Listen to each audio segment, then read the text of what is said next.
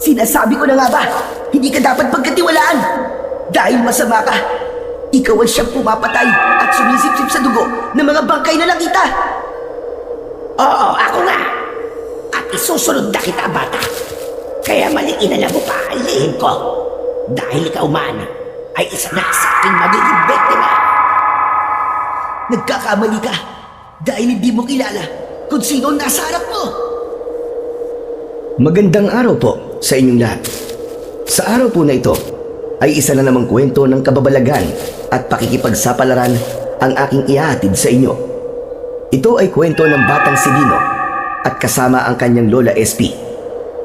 May itinatagong lihim ang mga ito na siyang magagamit upang tuklasin ang punot dulo ng lagim na bumabalot sa kanilang baryo. Ano nga ba ang lagim na naghahatid ng takot sa baryo Masantol? Sino ba ang nagdadala ng lagim at takot? Ano ang magagawa ng batang si Dino para lutasin ito at paano nila yon mapagtatagumpayan? Ngunit bago po ang lahat mga idol, huwag po nating kalimutan mag-subscribe at i-hit ang notification bell sa aking YouTube channel na The Voice Addict at Apong Isaak para sa mas marami pang makapigil hiningang kwentong aswang at katatakutan mula sa mundo ng kababalaghan. Umpisahan na po natin ang kwento. Napapapitlag si Lola SP nang siya'y magising. Naalimpungatan siya dahil sa malakas na pagtawag. Pupungas-pungas na bumababa ng bahay ay dumiretso sa pintuan ng matandang babae. Isang magsasakang taga-duluhan ng baryo Masantol ang umistorbo sa kanyang pagtulog. Ang bihira naman yan. Gabing-gabi napasugod ka, abang. Ano ba sadya mo? Sinabi ng lalaking kaharap ang kanyang pakay. Nanganganak na raw ang kanyang asawa at kailangan nang magpapaanak. Paghilot ng pilay at pagtatawas labang ang ginagawa ko, amang. Hindi naman ako nagpapaanak. Subalit nagmakaawa ang lalaki dahil wala na siyang ibang alam na maaaring lapitan. Nasa ibang lugar ang kumadrona sa baryo, kaya wala na siyang ibang mapupuntahan pa. Kaya abot-abot ang pagmamakaawa ng lalaki para tulungan lang ni Lola SP ang manganganak na asawa nito. Nakadama naman ng awa ang matandang babae, lalo na't halos lumuhod na ang magsasaka para lamang pumayag siya. Ay, ano ka ba? Sige na. Tutulungan na kita, wag ka naglumuhod. Pero sabi ko nga sa'yo, hindi ako nagpapaanak, Pero gagawin ko pa rin ang makakaya ko para ikay tulungan at ang asawa mo. Umaliwalas ang mukha ng lalaki sa sinabi na yon ni Lola SP. Umakyat siya sa itaas ng kanyang bahay upang kunin doon ang ilang gamit na maaari niyang gamitin. Hinagilap din ang kanyang alampay saka nagmamadaling bumaba ng hagdan. Nakita niya na nakatingin sa kanya ang apong si Dino na nagising na pala. Lola, saan po kayo pupunta? Gabing-gabi na po Iho, meron lang akong tutulungan papaanakin, Kaya dumito ka na lang muna po. Saglit lang naman ako. Sasama po ako, Lola. Hindi maaari. Bumalik ka na lamang sa pagtulog mo. Sige na. Ako hindi naman magtatagal. Tumango na lamang si Dino. Nakita niyang nagmamadali na rin ang kanyang lola. Ayaw niya rin makaabala pa. Kaya naman, nang lumabas na ng bahay si Lola SP kasama ang lalaking sumundo dito, ay isinara na ni Dino ang pinto ng bahay at bumalik na siya sa pagtulog. Hihintayin na lamang niya ang pagbabalik ng kanyang lola. Ang totoo ay sanay na rin siya sa ganung gawain ng kanyang lola. May mga pagkakataon talaga na sinusundo ito ng kung sino dahil may taong kailangang gamutin. Isang albularya si Lola SP at nagtatawas din ito dahil napapagaling niya ang mga may sakit na lumalapit sa kanya. Kaya naman, pinagkatiwalaan siya ng mga tao sa baryo Masantol. Subalit bukod sa pagiging albularya, ay may isang bagay pa na alam ang mga tao sa baryo tungkol sa kanyang pagkatao. Yun na ay ang pagiging aswang tiktik ng matandang babae. Subalit sa kabila ng kakaibang pagkatao ni Lola SP, ay hindi na yon malaking usapin sa mga tao sa baryo. Dahil nga, hindi naman ito nasasangkot sa kahit na anong masamang gawain. May pangako rin ito na hindi niya gagamitin ng kanyang pagiging aswang upang manakit at makapaminsala. Ang dahilan kung bakit nagagawang kontrolin ni Lola SP ang kanyang pagiging aswang. Dahil yun, sa isang uri ng mutya, may iniingatang mutya ang matanda at ito ang ginagamit nila upang mangibabaw sa kanilang pagkatao ang kabutihan at hindi ang kasamaang maaaring idikta ng kanyang pagiging aswang. Nagmula ang mutya na taglay ni Lola SP sa isang puting musang o pusang gubat na nahuli ng namayapang asawa ni Lola SP. Isang pangil ng musang ang naturang mutya. Ito ang tanging pamana na naiwan sa kanila upang makatulong sa maglola. Dahil nga may lahing aswang tiktik si Lola SP, kaya ganun din ang batang si Dino. Kaya nga lang, hindi pa lumalabas ang pagiging aswang sa bata dahil hindi pa siya umaabot sa tamang edad. Edad 11 anyos pa lamang si Dino. Sa lahi ni na Lola SP ay dapat makarating muna sa edad 12 ang isang bata bago magkaroon ng bisa ang pagiging aswang. Kaya malapit nang magkabisa yon kay Dino. Subalit inunahan na yon ni Lola SP. Itinago niya ito sa mga gamit ng apo na di alam ng bata. Sa ganung paraan ay nagkakabisa na ang enerhiyang binibigay ng mutya na makakatulong kay Dino. Samantala, sa bahay ng magsasaka ay hindi na nahirapan si Lola SP na paanakin ng asawa nito. Nang dumating sila ay nakalabas na ang bata at walang tigil sa pag-iyak. Kaya pinutol na lamang ni Lola SP ang pusod ng sanggol. Nilinisan ito at binihisan, saka itinabi sa nanay. Bagamat ganun na lamang ang ginawa ni Lola SP, abot-abot pa rin ang pasasalamat sa kanya ng lalaking magsasaka. May ibinigay pa sa kanyang saging at mga gulay bilang pasasalamat. Nako, hindi na. Wala naman akong ginawa dahil nakapagsilag na ang asawa mo nang dumating tayo. Kahit tinanggihan yun ni Lola SP, ipinilit pa rin sa kanya ng lalaki. Kaya wala siyang nagawa kundi tanggapin na lamang yun at iuwi. Sinulyapan ng lalaki ang asawa at anak. Maayos na ang kalagayan ng mga ito. Pinapadede na ng ina ang kanyang sanggol. Nais pa sana ng lalaki na ihatid si Lola SP, subalit siya na ang tumanggi. Nako, hindi na kailangan. Kayang-kaya ko nang umuwi. Mas kailangan ka rito ng asawa at anak mo. Huwag mo kong alalahanin. Kaya kong umuwi mag-isa. Tsaka, maliwanag naman ang sikat ng buwan. Kaya may tanglaw ako sa aking daraanan. Dahil ayaw ni Lola SP na ihatid pa siya, kaya nagpaalam na ito sa lalaki. Lumabas na siya ng bahay upang bagtasin ang daan pa uwi. Gaya ng nasabi niya, sadyang maliwanag ang buwan ng gabing yun. Liwanag na nanghahali niya, subalit tila may ikinuhubli. Sa paglalakad ni Lola SP ay nakaramdam siya ng kung anong ingay. Subalit sanay na siya.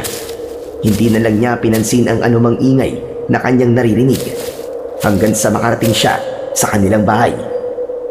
Tulog na tulog si Dino nang makauwi si Lola SP. Napagod siya sa paglalakad, kaya nakaramdam na rin siya ng pagod.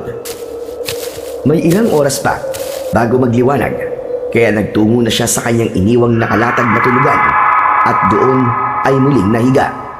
Saglit pa ay dinalaw na siya ng antok at ganap nang nakatulog. Mag-aalas 9 na ng umaga nang magising si Lola SP dahil sa tapik ng apo sa kanyang puwitan.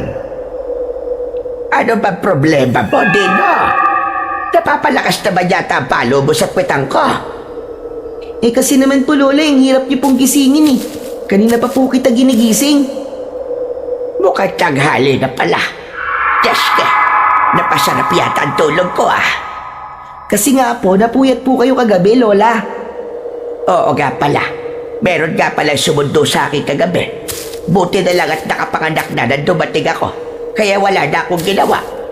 Teka ka pala. Bakit mo ba ako ginising? Kasi po, may naghahanap po sa inyo, Lola. Sino naman? Si Kapitan Rustico po. Gusto raw po kayong makausap. Ano ka ba? Si Kapitan?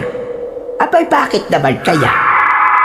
Lagot kayo, Lola. Baka may ginawa kayong kalokohan, kaya hinahanap ka ni Kapitan. Abalokong bata ito. Ano kalokohan ba ang sinasabi mo? Hoy, mabait ang lola mo. Hindi mo katulad na pasaway. Lola naman eh. O siya, sige sandali. At baka bago na nga. Haharapin ko lamang si Kapitan para malaman kung bakit niya ako hinahanap. Nag-ayos ng kanyang sarili si Lola SP. Ipinusod ang buhok, saka humarap kay Kapitan. Kasama ng Kapitan ang isang tanod. Sa palagay ng matanda, ay mahalagaan sadya ng mga ito sa kanya. Magandang araw po sa inyo, Lola SP. Magandang araw din naman sa inyo, Kapitan Rustico. Ano po ba ang atin? May sumbong po kasi na ipinarating sa akin. Kaya lamang po yung nagsumbong, ayaw sumama dito para sana makausap mo. Ano po ba yung sumbong na ipinarating sa inyo? May natagpuan po na patay na kalabaw malapit po doon sa may ilog. Aba, ano pong kinalaman ko sa patay na kalabaw? Mangyari kasi, Lola SP, sinasabing ikaw raw po ang may kagagawan eh. Ano ka ba? Ako? Naku naman, Kapitan. Ano ba kalokohan yan? Paano ako may kagagawan doon? Sabi ng lalaki nagpunta doon sa barangay, ikaw daw ang nakita niya naglalakad ng gabing yon. Siyang malaking kalokohan niya, Kapitan. Nakita po ba niya na ako ang pumatay sa kalabaw?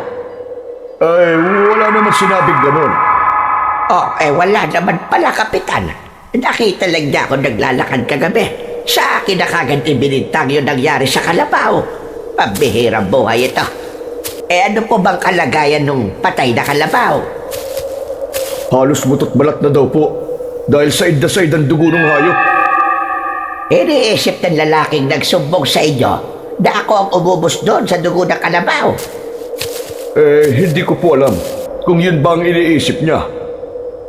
Kapitan Rustico, wala akong kinalaman sa sinapit ng kalabaw na yon.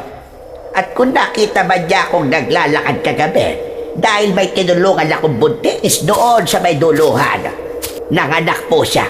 Kaya mali po ang sinasabi na kung sino bang nagsumbong sa inyo. Lola SP, gusto ko lang naman po makatiyak. Anong ibig niyo po sabihin, Kapitan? Pinagdududahan niyo rin ba ako? Dahil ba alam niyo ang katotohanan tungkol sa aking pagkatao? Kaya iniisip niyo, baka ako nga ang may kagagawan. Ganun ba, Kapitan? Aba, Kapitan, hindi ko po ginagamit yon at namumuhay po ako na maayos, saka matagal ko na rin po tinalikuran ng tungkol doon. Alam ko naman po yun. Dahil nakausap mo na ako tungkol sa bagay na yan. Wala naman ho kayong inilihim sa akin. Dahil nga, kontrolado ko ang aking sarili. Maging ang aking apo. Pinalaki ko siya na hindi ko maging katulad. Kaya ka sana naman, huwag nyo na akong pagdudahan pa. Kaya kung ano man na nangyari sa hayop na yon, hindi po ako ang may kagagawan. Wala akong alam doon, Kapitan Rustico. Nagpaalam na ang Kapitan kay Lola SP. Habang papalayo naman ay nakatingin ang matandang babae kay Kapitan Rustico. Nasasaktan siya sa ginawa ng Kapitan, lalo na't walang katotohanan ang isinumbong ng lalaking nagtungo sa kanyang opisina. Hanggang ngayon pala ay hindi siya pinagkakatiwalaan. Ang naging pag-uusap ni na Kapitan at Lola SP ay hindi naging lingid kay Dino. Lola SP, bakit po sa inyo binibintang yung nangyari po dun sa kalabaw? Hindi ko nga rin alam, Dino. Kaya nga, wala sa ayos si Kapitan. Saka, ang laki-laki po ng kalabaw para patayin nyo. Tapos ubos din po ang dugo. Kaya nga hindi ko maintindihan na po. Ay hala, huwag mo na nga pa ng pansinin ang tungkol doon na po. Halika na, at tulungan mo na lamang ako magluto para tayo'y makakain na.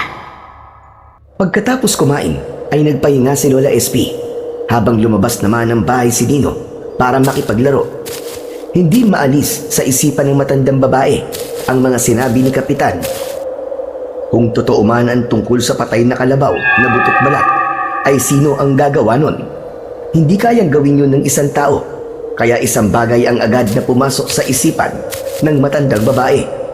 isang kakaibang nilalang ang may gawa noon. Isang maligno, isang halimaw, o isang uri ng aswang. Samantala, sa paglabas ng bahay ay nakasalubong ni Dino ang kanyang kaibigang si Jojo. Agad nitong sinabi ang tungkol sa usap-usapan sa baryo, Masantol. Oo, Dino. Nakita ko rin yung patay na kalabaw eh. Grabe talaga.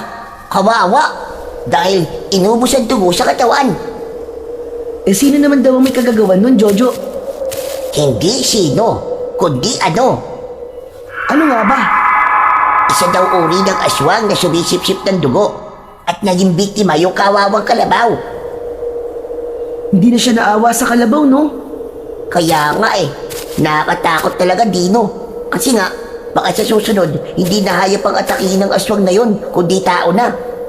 Ang sabi-sabi pa nga, baka unahin daw ang mga batang katulad natin dahil masarap daw para sa mga aswang ang dugo ng bata. Teka, nananakot ka ba? Hindi ah, sinasabi ko lang sa iyo yung narinig kong usap-usapan eh. Kaya dapat, doblehin natin ang pag-iingat natin, Dino. Dahil nga sa pangyayaring yon, ay hindi maaalis kay Lola SP ang hindi mag-alala. Sapagkat alam niyang hindi talaga maiiwasan na pagdudahan siya ng mga taong nakakakilala sa kanya sa baryo. Lalo na yung mga nakakaalam ng tungkol sa pagkatao niya. Kaya natatakot din siya para kay Dino na walang kaalam-alam tungkol sa bagay na yon. Dahil habang lumalaki ang bata, ay nananatiling lihim dito ang tungkol sa pagiging aswang ng kanilang lahi. Handa si Lola SP na sabihin yun sa bata. Kaya nga lamang, hindi pa sa pagkakataong yun, kapag sumapit na ito sa edad na 12 at naramdaman na niya ang pagbabago sa pagkatao, saka pa lang niya ipapaalam ang katotohanan. Nang sumunod na araw, ay ikinagulat ng maglolang SP at Dino ang dumating na bisita sa kanila. Oo, relax lang, pinsan. Para ka naman nakakita ng artista eh. Ba't ganyan ang pagkakatitig mo sa akin? Kayo rin po, Lola SP. Gulat na gulat po kayo ah. Eh kasi, Pinsang Steve, hindi ka namin inaasahan na pupunta ka rito eh. Oo nga naman. Saka wala namang abiso ang tatay at nanay mo. Lola, kahapon lang po ako nagpaalam eh. Sabi ko po, bibisita ako rito. At baka medyo magtagal po ako. Magtagal? Gaano naman katagal? Siguro po mga kalahating taon. Napaubo pa si Lola SP sa sinabi na yon ni Steve. Ibig lang sabihin ay magtatagal nga sa kanila ang binata. Bakit po, Lola SP? Ayaw niyo po bang dito muna ako? Ako gusto ko, pinsan, para may kasama ako sa mga gala. Ayun! Gusto mo may kasama ka sa paglalakwatsa mo? Teka ka pala, Esteban. Magkaintindihan nga tayo. Lola naman, ang luma naman ng Esteban. Steve po, Steve. Ay nako, tumigil ka nga dyan. Esteban ang totoo mong pangalan. Dahil ang lolo Sebastian mo ang nagpangalan sa'yo noon. Pero, mas sanay po ako sa pangalang Steve eh. O siya, Steve na akong Steve. Bakit nga pala biglang-bigla yatang naisipan mong pumirmi mula dito sa Baryo Masantol? Malamang, may iniiwasan ka doon sa lugar nyo. May pinagtataguan ka, no? Siguro, ay may ginawa kang kalokohan o may nakaaway ka. O baka naman may babae kang tinakasan o nabuntis mo. Aba, loko kang bata ka. Gagawin mo pang taguan itong lugar namin. Si Lola talaga oh. Kung ano-ano kaagad na sinabi. Wala po sa mga sinabi niyo. May napatay ka kung gano'n. Maski kang bata ka, kung bakit kasi sumasama ka sa mga masasamang kaibigan, yan tuloy ang napapala mo. Lola, wala rin po akong pinatay. Ano ba naman kayo? Mabait po ang apo niyo, Lola. Pinsan, bakit ka nga ba dito muna titira sa amin? Ano ba talagang problema? Saglit na natahimik na napapabuntong hininga ang binata. Bumihistro ang kalungkutan sa mukha. Nasaktan kasi ako, pinsan eh. Dito, sa pool talaga. Ano ka mo? Nasaktan ang puso mo? Abay bakit? May sakit ka ba sa puso katulad ng nasira mong lolo? Naku bata ka. Malayo ang ospital dito, hade. Saka hindi ko kayang gamutin ang sakit sa puso. Mga pilay labang at mga sinasapian ng mga masasamang espiritu ang nagagamot ko. Hindi po yun, Lola. Niloko po kasi ako ng babaeng minahal ko. Yun naman po pala, Lola SP. Ang dami niyo na po agad nasabi. Niloko lang pala si pinsan ng kanyang jowa. Kaya nga gusto kong makalimot eh. Kaya dito muna ako. Hay nako, bahala ka nga sa buhay mong bata ka. Basta sinasabi ko sa'yo ha, simple lang ang buhay namin dito ni Dino. Wala kami masasarap na pagkain.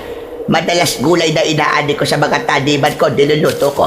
O kaya ay isda o igat na nahuhuli ni Dino sa ilog. Lola, wala po kayong dapat na ipag-alala. Hindi po ako pihikan sa pagkain. Isa pa, may dala rin po akong budget na makakatulong po para pambili ng kailangan natin. Abay maigi naman, dahil wala kang maaasahan sa amin. Alam mong payak lang ang buhay namin dito sa baryo. Pagkatapos na magkaintindihan sina Lola SP at ang apong si Steve sa magiging pagtira nito sa kanila, ay naghanda na ng kanilang magiging pagkain ang matandang babae. Samantala, lumabas naman ng bahay ang magpinsan upang maglakad-lakad. Tsak namang tatawagin na lamang sila ni Lola SP kapag maaari na silang kumain. Naku, pinsan, alam mo, natitiyak ko malilibang ka rito sa baryo namin. Alam ko naman yun eh, kaya nga pinili kong dito muna. Siyempre, para makalimot, di ba? Tama yun. Malay mo, dito mo makita ang ipapalit mo sa jowa mo ng loko sa'yo. Pwede rin. Baka nga taga rito magiging kapalaran ko. Habang naglalakad ang dalawa, biglang hinawakan ni Steve ang kamay ni Dino para tumigil sila muna, pansamantala sa paglalakad. Wait lang, pinsan. Teka lang ha. Oh, bakit? Sino yun? Alin? Yung matandang naglalakad?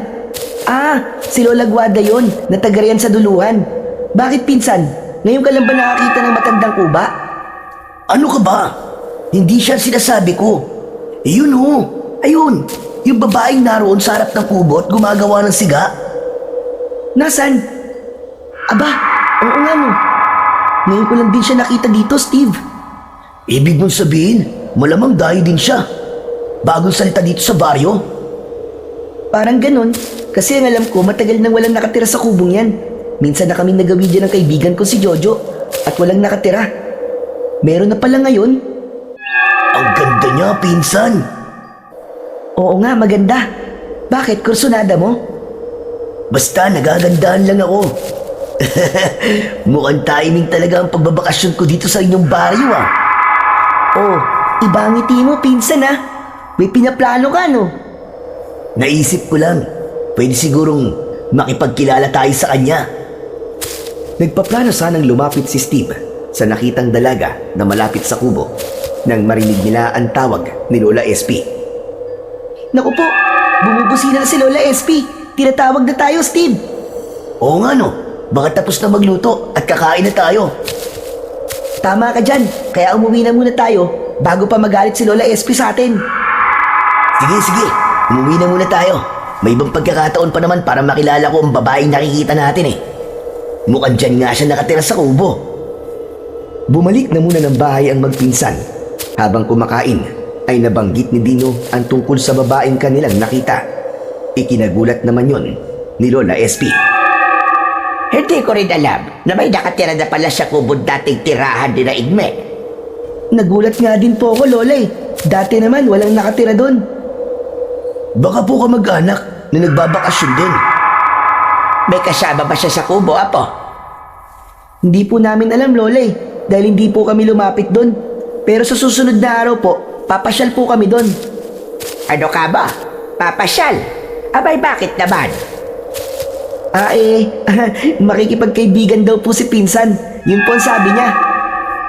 Esteban, ayoko na gagawa ka ng kalokohan dito ha. Mapapauwi ka talaga ng maaga kapag binigyan mo ako ng problema. Si Lola naman talaga oh. Sabi ko naman po sa inyo, good boy po ako. Ako nga po ang niloloko eh. Basta, inuulit ko, ayokong gagawa ka ng kahit na anong problema. Lola, wag po kayo mag-alala. Babantayan ko po maigi si pinsan para hindi siya gumawa ng kalokohan. Di ba, pinsan? O sige na, tapusin nyo na ang pagkain nyo. Mamaya, hugasan nyo na rin ang pinagkainan natin, hali. Dapat marunong din kayong tumulong sa mga gawaing bahay. No problem, Lola. Yaang-yaa ko po yun. Saka, nandiyan naman po si Pinsan Dino eh. Magtutulungan po kami. Diba, Pinsan? Approve, Pinsan. Isang bagsak nga dyan. Nagkatawanan na lamang ang dalawa na nagkakaintindihan sa kanilang kalokohan at kakulitan. Nang sumunod na araw, ay isa muling hindi magandang balita ang nakarating kay Kapitan Rustico. Kagigising lang ng sandaling yon ng kapitan ng isang lalaking madalas manghuli ng igat sa ilog ang humahangos na sumugod sa bahay ng kapitan. Kapitan! Kapitan! Kapitan! Hindi magandang balita! Hindi pala magandang balita. Ba't sasabihin mo pa sa akin? Dahil kayo, Kapitan, dito.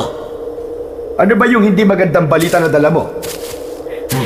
Kapitan, may natagpuan akong patay. Malapit doon. Doon sa may ilog. Nung una, kalabaw. Ngayon, tao na. Opo, Kapitan. At isang lalaki yung patay. Katulad din na nangyari doon sa kalabaw. Butot balat din ang itsura. Parang hinigop ang dugo. Said na said. Diyos ko, mahabagin langit. Hindi na magandang nangyayaring ito. Totoo po, Kapitan. At ang sabi ng mga nakakita doon sa bangkay ng lalaki, isang aswang ang may kagagawan. Aswang na sumisipsip ng dugo dahil may nakitang sugat sa may leeg. Ano ka mo? Aswang na naman ang sinisisi ng mga tao. Dahil walang ibang gagawa ng ganong karumal-dumal na pagpatay, Kapitan, kundi isang aswang. Wala na. Talagang napasok na ng kampo ng kadiliman ng baryo natin. Kapitan Rustico, dapat meron po tayong gawin. Baka mamaya, may iba pang maging biktima ang aswang na yon. Delikado ang baryo natin. Baka isa-isa tayong maubos dito. Hanggang sa umalis na ang lalaking nagbalita kay Kapitan Rustico. Hindi mapalagay ang kapitan. Isang bagay ang agad na pumasok sa isip niya. Walang iba kundi si Lola SP. Ito lang ang alam niyang aswang sa kanilang baryo. Yun nga lang, walang magpapatunay na ito ang may kagagawan. Nagkausap na rin sila kailan lang. Ang tungkol sa balitang yon ay agad na kumalat sa buong baryo. Nakarating yon kay Lola SP. Muli ay nagdulot ng pangamba at pag-aalala sa matandang babae. Tahimik na nag-iisip ito nang dumating ang magpinsang Dino at Steve. Galing ito sa paglalakwatsa, kaya tsak na alam na rin ng mga ito ang balita. Lumapit si Dino sa kanyang lola. Lola! Lola! Alam niyo na po ba? Oo, Dino. Nakarating na rin sa akin ang balita. Mukhang wrong timing po yata ang pagpunta ko rito ah. Meron palang aswang na gumagala dito sa baryo nyo. Hindi nila tiyak kung aswang yon, Steve. Pero Lola SP, yun po kasi ang usap-usapan ng mga tao eh. Dahil wala raw ibang gagawa ng ganong uri ng pagpatay, kundi isang aswang lamang. Ibig niyo po bang sabihin, Lola SP, hindi po kayo naniniwala na aswang po ang gumawa nun? Hindi, Dino. Hanggat walang nakakakita ng pangyayari. Eh paano po kung hindi talaga nagpapakita ang aswang? Oo nga naman po, Lola SP. Siyempre, hinihintay ng aswang na walang mga tao sa paligid niya bago niya gawin ang pagsalakay sa kanyang biktima. Basta paniniwala ko, ibang nilalang ang pumapatay na yon at hindi sa isang aswang. Teka, bigla tuloy ako napaisip ah. Ano kaya kung alamin natin, Dino, kung sino ba yung pumapatay na yon? Hoy, hoy, hoy! Huwag ka sira ulo, Esteban. Ano gusto mo? Mamatay na rin? Hindi ako naman ang malalagot sa mga magulang mo kapag may nangyaring masama sa'yo. Iisipin nila na pinabayaan kita rito. Hanggat dito ka nakatira sa akin, kargo kita. Kaya may panalagutan ako kapag napahamak ka. Kasi Lola, natcha-challenge ako eh. Kung ano man yung pumapatay na yun eh. Huwag mo nang pag-aksayahan ng panahon yon, Esteban. Hayaan mo na si Kapitan ang gumawa ng paraan para alamin yon at mahuli. Dahil obligasyon niya yon. Samantala, minsan pa ay muling nagtungo si Kapitan sa bahay ni Lola SP. Buti na lamang at wala ang mga apo niya nang magbalik doon si Kapitan. Alam ko na sa dyanyo rito, Kapitan. Hindi naman siguro kaila sa inyo ang kumalat na balita. Kapitan Rustico, didiretsahin na kita. Hindi ako yon. Wala akong masamang ginagawa. At kailanman, hindi ko kaya gawin ang ganon. Pero sabi nila, isang aswang lang ang maaari gumawa ng ganon. Dahil talagang ubos ang dugo ng bangkay ng lalaking natagpuan malapit sa ilog. Para hindi niyo ako pagdudahan, Kapitan. May question ako sa inyo. Para matigil na ang pagdududa mo. Anong ibig niyong sabihin? Tuwing gabi, pupunta ako sa barangay. Ikukulong mo ko doon. Kapag may namatay uli na taga rito, at ganon din yung nangyari, mapapatunayan ko sa inyo na wala akong kinalaman sa mga patayan dito sa ating baryo. Napaisip si Kapitan Rustico sa suwestyon ni Lola SP. Sa isang banda ay mainam din yun para matigil na rin ang pagdududa niya. Sige Lola SP, payag ako sa ibig mo. Huwag kayong mag-alala. Simula bukas, pagdating ng gabi, pupunta ako sa barangay at doon magpapalipas ng gabi. Paano kung magtanong ang mga apo nyo? Ako na ang bahala ron. Gagawa na lamang ako ng dahilan para hindi sila magtanong pa. Hanggang sa umalis na si Kapitan, inaasahan niya sa mga susunod na araw ay hindi sisira si Lola SP sa kanyang ipinangako. Buo naman ang loob ng matandang babae sa kanyang sinabi dahil ang ibig niya ay matapos na ang mga pagdududa sa kanya. Nang mga pagkakataong yon ay nasa kakahuyan sina Dino at Steve. Ngayon ang pagkakataon para pasyalan ng dalawa ang babaeng nakita nila. Nagpumilit kasi si Steve at sinamahan ito ni Dino. Sarado ang kubo nang dumating sila. Tao po! Tao po! Mang-aabala lang po kami! Tao po! Ngunit walang sumasagot. Inulit ang pagtawag pero si Steve na yun. Pero wala pa rin sumasagot. Anak ng... Wrong timing yata tayo, Dino ah. Baka umalis siya. Walang sumasagot eh. Ano ba yan? Baka may balat ka sa puwet, pinsan. Aalis na sana ang dalawa kaya tumalikod na sila nang makarinig sila ng boses ng isang babae. Kung ba ang hinahanap nyo? Halos sabay na napalingon ang magpinsan dahil sa kanilang narinig. Umaliwalas ang mukha ni Dino nang makita ang babae. Malaki ang ngiti ng bata, subalit napalunok naman si Steve at nanlaki pa ang kanyang mga mata nang makita ang babaeng hanap nila. Ano nangyari sa inyong dalawa? Pareho kayo natulala. Ako nga ba ang hanap nyo? Oo miss, ikaw nga. Halos hindi pa rin makapagsalita si Steve. Titig na titig siya sa babae dahil pakiramdam ni Steve ay umiinit ang kanyang katawan. Basang-basa kasi ang babae na tila galing ito sa paliligo sa ilog na malapit lang sa kubong tirahan. Manipis ang suot na kamison at hakab na hakab sa katawan. Ang suot na halos dumikit sa katawan dahil basang-basa yun. Kaya naman, umagaw sa atensyon ni Steve ang kaakit-akit na hubog ng katawan nito. Mula sa dibdib hanggang sa balakang. Dagdag pa ang maamong muka na tila ba isang manika. Kaya sino bang lalaki ang hindi maaakit sa kagandahang naroon sa kanyang harapan? Pinsan, ano ka ba? Kurap-kurap din kapag may time. Kanina ka pa nakatitig dito kay Miss Maganda eh.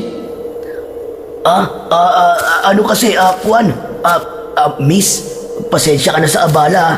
Gusto lang naming makipagkaibigan. Okay lang. Masaya nga ako dahil pinuntahan niyo pa ako rito para lang sabihin na makikipagkaibigan kayo.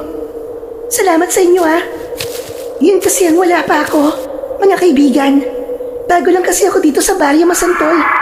Siya nga pala, ako si Aurora. Wow, ang gandang pangalan naman.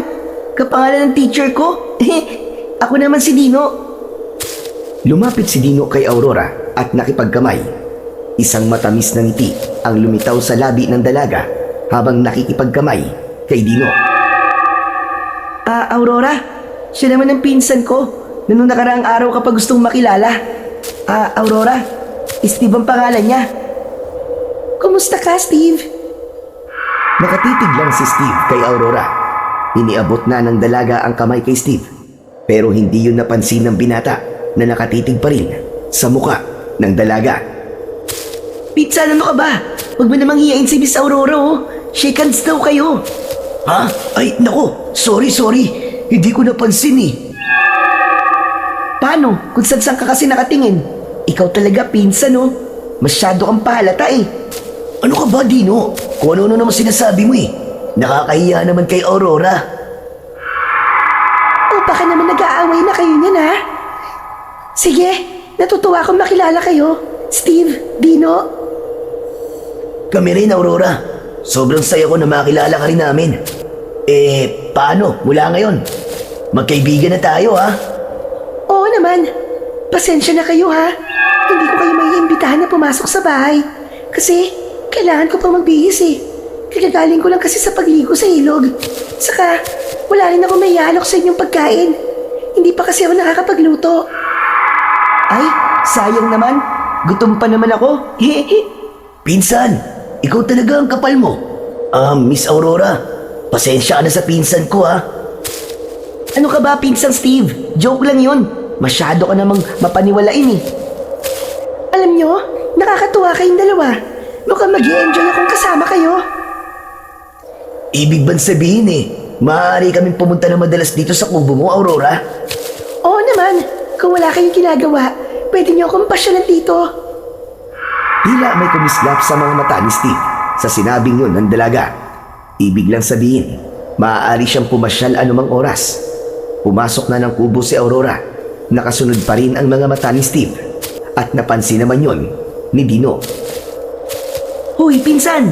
Baka naman mamaya matunaw na siya sa tingin mo. Hinay-hinay lang, ha? Baka mamaya kung ano na ang ginagawa mo sa kanya dyan sa utak mo, ha? Ikaw talaga, pinsan, oh. Ang bata-bata mo pa. Kung ano-ano nang sinasabi mo. Sus, kunwari ka pa eh. Tara na nga umuwi. At baka nag-aalala na sa atin si Lola SP. Umalis na ang magpinsan. Iniwan na nila ang kubo ni Aurora. Pero habang naglalakad, ay isang bagay ang nasa isip ni Steve. Babalikan niya ang dalaga dahil hindi niya maaaring dayain ang kanyang nararamdaman. Humahanga siya rito at iba ang dating sa kanya ng taglay nitong kagandahan. Tila batubalani yon na humihigop sa kanya. Galit si Lola SP nang dumating ang magpinsan. Pambihira kayo. Siya pa kayo naggaling na dalawa. Pinag-alala niyo ako mga dabuho kayo. Lola, dyan lang po sa tabi-tabi. Anong dyan lang sa tabi-tabi pinagsasasabi mo? Lola, relax lang po. Galing po kami ni pinsan dun sa may kubo na malapit po dun sa ilog. Dun po sa babaeng nakita po namin. Bumalik po kami dun, Lola, para po makipagkaibigan. Ayun. Kung ano-anong kalokohan pala ginagawa yung dalawa. Lola, hindi po yung kalokohan. Nakikipagkaibigan lang po kami ni Dino dun sa babae. Oo nga naman po, Lola. Ang bait-bait nga po ni Aurora eh. At natutuwa po siya dahil meron na daw po siya mga bagong kaibigan. Aurora pala ang pangalan niya. Opo, Lola. At bago lang din po siya dito sa baryo natin. Malamang po, kamag-anak po ng dati pong may-ari ng kubo. Kasi din po siya nakatira eh. Hindi niyo ba naitanong? Hindi na po, Lola eh. Pero mukha naman po siya mabait. At saksakan pa po ng ganda. Basta, yung nasabi ko na sa'yo, Esteban, ha? Tatandaan mo yon. Ayokong may gagawin kang kalokohan dito. Ayokong bibigyan mo ako ng kahihiyan. Minsan pa ay muling ipinaalala ni Lola SP kay Steve na kailangan magpapakabait ito habang nakatira sa kanya. Ngumiti lamang ang binata at nag-thumbs up pa sa kanyang lola. Sumapit ang gabi, nagpaalam ang matandang babae sa kanyang dalawang apo. Kami muna ni pinsan ang bahala dito sa bahay, Lola SP. Oo, Dino. Dahil may pupuntahan lamang ako. Magdamag ako ron at bukas na ng umaga ako uuwi. Saan po kayo pupunta, Lola? Ay, nako. Huwag na kayong maraming tanong. Basta kayo na lamang muna ang bahala dito sa bahay natin, hane? Ang labo niyo naman po, Lola eh. Ba't ayaw niyo pong sabihin kung saan po kayo pupunta? Paano po kung may biglang humanap sa inyo? Ano pong sasabihin namin? Sige na nga, sasabihin ko na. Doon muna ako sa barangay magpapalipas ng gabi. Meron kasing may sakit na dadalhin doon at kailangan gamutin ko siya. Nakiusap sa akin si Kapitan na doon na muna ako. Aba, siyempre, pumayag ako. Kasi nga, yun naman talaga ang trabaho ko, hindi ba? Yun naman pala eh. gusto niyo pang ilihim sa amin. Eh di ayos na po, Lola. Eh di ayos na tayo. Hindi na kayo mag-uusisa pa. Hindi na po, Lola. Sige po. Kami na po ni Pinsan ang bahala dito sa bahay. Naghanda na si Lola SP. Kinuha na ang kanyang alampay upang magtungo na sa barangay. Alam niyang naghihintay na rin doon si Kapitan Rustico, gaya ng kanilang napag-usapan. Ilang gabi siyang magpapalipas sa loob ng barangay upang patunayan sa kapitan na wala siyang kinalaman sa mga nangyayari sa nakalipas na araw. Umalis na si Lola SP sa bahay. Wari namang ikinatuwa ni Steve na wala roon ang kanyang lola. Aba, teka, Pinsan Steve, para yatang masaya ka pa na wala ngayong gabi si Lola. Mamaya niyan may dumating ditong aswang, sige ka. Eh di tayo ang harap sa aswang. Bakit, naduduwag ka ba?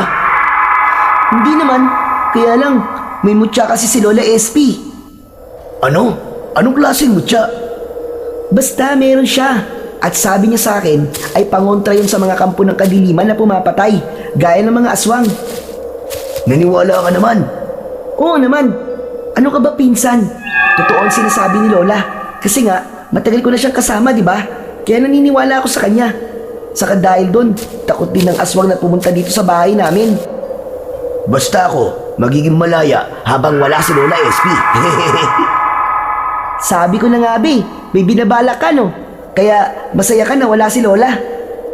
Pinsan, ibig lang sabihin nun, walang magkokontrabida sa gagawin ko kasi wala si Lola. Bakit? Ano bang gagawin mo? Eh di, aakit ako ng ligaw kay Aurora at ngayong gabi yun. Ano? Sigurado ka ba, Steve? Di ba bali-balita na may aswang na umaatake at pumapatay? Una nga yung kalabaw, tapos sumunod, tao na yung pinatay niya eh. Hindi naman ako magtatagal doon kay Aurora eh. Saglit lang ako. Gusto ko lang siya makakwentuhan. Ay nako, bahala ka na nga. Basta ako ayoko sumama sa'yo, Pinsan. Dito lang muna ako sa bahay. Saka parang hindi rin maganda ang pakiramdam ko eh. Para ako nahihilo at kumakati ang buong katawan ko. Tamad ka kasing maligo, kaya kinakati ka. Uy, hindi no. Araw-araw kaya ako naliligo. Kaya lang, napapadalas talaga ang pagkati. Tapos parang hinahaluka yung loob ng tiyan ko. Bukas sabihin mo na lang kay Lola SP yan para matawas ka niya. Baka kung ano lang yan eh. Basta ako. Sige na, aalis na muna ako. Sure ka ba talaga dyan, Pinsan? Oo, sure na ako. Ngayong gabi aakit ako ng ligaw kay Aurora. Saka para makalimutan ko na rin yung jowa ko na nakit sa akin. Dapat, humanap na kagad ako ng kapalit niya. Wala namang magagawa si Dino para pigilan ang pinsan, kaya hinayaan niya na lang ito. Samantala, ikinulong na ni Kapitan Rustico sa isang kwarto sa loob ng barangay si Lola SP. Walang ibang nakakaalam ng tungkol sa naging kasunduan nila. Si Steve naman ng mga sandaling yun ay nakarating na sa kubo ni Aurora. Sandali! Bakit ganitong oras ka pumunta, Steve? Gabing-gabi na! Para hindi ko na maabala ang iba mo pang gagawin. Dahil kapag gabi na, oras na yun ang pahinga, di ba? Hindi lang kasi ako sanay na may dumadalaw sa akin kapag gabi. Asan nga pala si Dino? Naiwan dun sa bahay. Masama ang pakiramdam eh. Kaya dun na lang daw siya. Ano nga pala ang sadya mo rito? Di ba sabi ko nga sa'yo? Gusto kong mas makilala ka pa, Aurora. Okay lang ba yun sa'yo? Wala namang problema sa akin. Sabi ko nga, pwede niyo ako maging kaibigan. Kaibigan lang? Bakit? May iba ka pa bang gusto bukod sa pagiging magkaibigan? Napangiti na lamang si Steve. Ang ngiting pinakawalan ng binata ay naunawaan naman ni Aurora. Batid niyang higit pa sa pagiging magkaibigan lang ang nais nito. Naging bukas sa kanilang pag-uusap si Aurora. Sinabi nito na galing siya sa malayong probinsya at piniling manirahan sa baryo Masantol. Ayon sa dalaga, ay pinatay ang kanyang mga magulang dahil sa gusot sa lupa. Umalis siya sa kanilang lugar upang umiwas na lamang sa gulo, lalo na't hindi niya tiyak ang kanyang kaligtasan dahil maging buhay niya ay malalagay na rin sa panganib. Ang mga sinabi naman ni Steve ay kung ano rin ang katotohanan. Yun ay ang nais niyang makalimot sa sakit na dulot ng pagkabigo Ilang oras din silang nagkwentuhan nang makita ni Steve na panay na ang hikab ni Aurora. Habang magkausap sila ay nagpasya na ang binata na umuwi na para makapagpahinga na rin ang dalaga. Naglalakad siya papauwi nang maramdaman niya na tila may sumusunod sa kanya. Ang unang naisip ni Steve ay ang aswang na napapabalitang umaatake at pumapatay. Kaya agad niyang kinapa sa kanyang bewang ang isang balisong. Dala niya yon at matagal niya nang gamit kahit noong naroon pa siya sa kanilang lugar. Proteksyon niya yon sa kung anuman o sino mang gagawa sa kanya ng masama. Nawala ang nararamdaman niyang sumusunod sa kanya nang hawakan niya ang balisong. Kaya nagpatuloy na lamang siya sa paglalakad. Maya-maya pa ay nakarinig siya ng sigaw ng isang babae. Napatigil siya sa paglalakad at bigla niyang naisip na baka sigaw yon ni Aurora. Kaya naman, nagmamadali siyang tumakbo pabalik ng kubo. Hanggang napansin niya ang isang anino na tumatakbo. Hindi niya na makita ang itsura nito, pero nagmamadali itong tumakbo papunta sa madilim na lugar, patungo sa may ilog. Sa kanya napansin ang isang bagay na tila nakahandusay sa may kabilang bahagi ng madaming lugar. Sinipat-sipat niya yon, bahagyang nagbibigay naman ng liwanag ang buwan, kaya kahit papano ay naaaninag niya kung ano ang nasa may madaming lugar. Sindak ang naramdaman ni Steve. Kinilabutan din siya nang malamang tao ang nakahandusay na yon.